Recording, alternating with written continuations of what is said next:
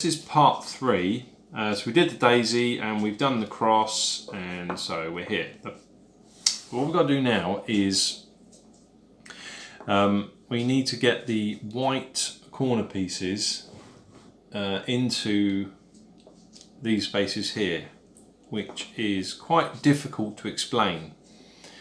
The way that I would do it is, I think really the best thing to do is to try and figure this part out for yourself. But having the white cross on the top, where I think it's best is if you've got the white corner piece in either this position or this position. The other part of the corner is obviously green, and so long as that matches up with this centre, this one here, what I would do there is effectively what I'm going to do is I'm going to bring this down, but obviously I want to move this out of the way because I want to use this. So what I'm going to do is I'm going to move that out of the way first. Okay, because this is the piece I need. I need to get this into here. I can't just push it up because it'll just break everything. So effectively what I'm going to do is I'm going to move this out the way like that. Okay, so that, remember, that was the piece we wanted, so I'm going to move that out the way and I'm going to bring this down. Okay, so there's my cross. I'm going to bring this down. I don't want this bit. And then when I bring that back, to put it back into place, it's going to jump into there. And then when I put that back into the top, you can see that that corner piece is correct, because there's your centres, and then there's that correct corner piece, which is all lined up. So there's another one there. So this is really where we want it. We want it either here or here. So because that's orange, we want to twist this bottom layer until we match it up with the orange. So even if I go around that way, just keep twisting it until it matches with that orange. And then again, I know that that piece there needs to go into there. Okay, but obviously it's gonna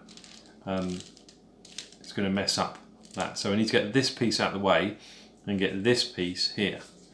So again, what I do is I push this out of the way because it's going to be safe over there, and then I bring this piece down, and then I can bring my safe piece back into position, and then I push that back to where it was, and then you can see that we've now got two in position like that.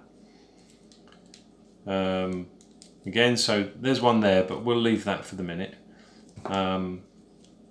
With this one here, if it's underneath or it's up here, this is where you need to have that intuitiveness to kind of have a go and see if you can just play around with it. But what I would do is, in this example, is if you bring that down, you're only going to disrupt this piece here, which is junk anyway.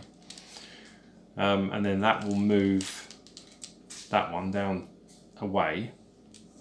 So I guess what I'm saying is, if the white piece is there, what we can do is bring that piece down, and then by twisting the bottom away and then twisting it back, that actual piece is here now, and so it's in the right position. So what did we say? White here or here. Line up the red. So let's line up the red so it's there. And then instead of, when we did it this way, we were moving it out the way. Because it's on this side, we're going to move it out the way this way, because we're going to bring this one down. Okay, so if I leave it there and I try to bring that down, it's going to ruin it. So I want to move it out the way, bring this one down, and then I can put it back into the position where it was and then bring it up. Okay, and so the last one is there. So we want to make that green match up with that green. Again, it's this side, so we want to move it out of the way,